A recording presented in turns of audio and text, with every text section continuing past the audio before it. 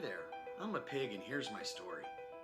You might expect that my life is like the pig in the movie Babe, full of playful moments with other animals, but that's not my story at all. My life started out rough, and it's only gotten worse. See, just like nearly all pigs in the United States, I was raised on a factory farm. I was born on a hard, wet, urine-soaked floor with my 9 siblings. My mother was confined in a farrowing crate, so tight that she couldn't even turn around. She'd already gone through 5 pregnancies by the time I was born, and she's never had a single moment outdoors. When I was just a few days old, I was grabbed up by one of the humans. I squealed and kicked, but couldn't get away. He took some sharp clippers and cut off my tail, leaving only a tiny stub. Then he cut open my scrotum, tearing out my testicles. Next, he forced open my mouth and he cut the ends off 2 of my teeth. And then he cut deep notches into my ears. All of this happened without a drop of anesthetic.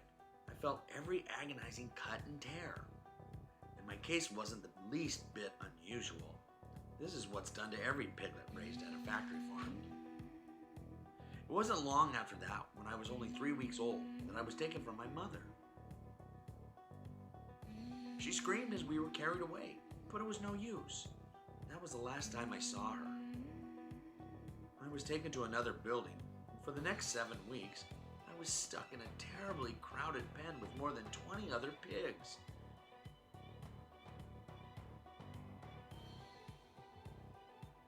We walked around on slated concrete, and our waste fell through into a huge pit dug under the building. Oh, you can imagine the horrible smelling fumes from all this manure and urine.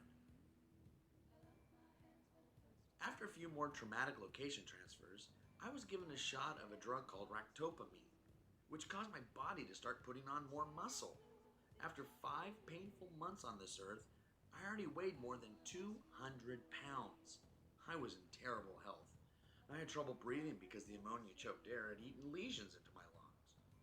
But I could still walk when the men came, yelling at us and stabbing us with electric prods as we were hurried onto the truck. There were little holes in the sides of the truck, and I had moments where I could see humans, warm in their neighboring cars, peering back into my eyes as we were being trucked through the freezing cold. And that brings me to now. The truck just pulled up to a building, and I'm terrified.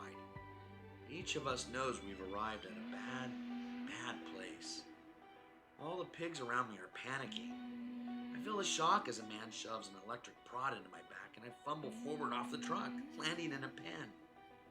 The gate opens and I desperately try not to go through it, but the men with electric prods force us forward into a chute.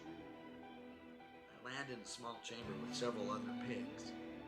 The chamber lowers down and our air turns to noxious gas. I frantically try to climb out and reach fresh air, but the horrible gas is inescapable. It hurts to breathe. We're all in agony, trying to get our noses up as high as possible to reach breathable air. One by one, we collapse in this gas chamber.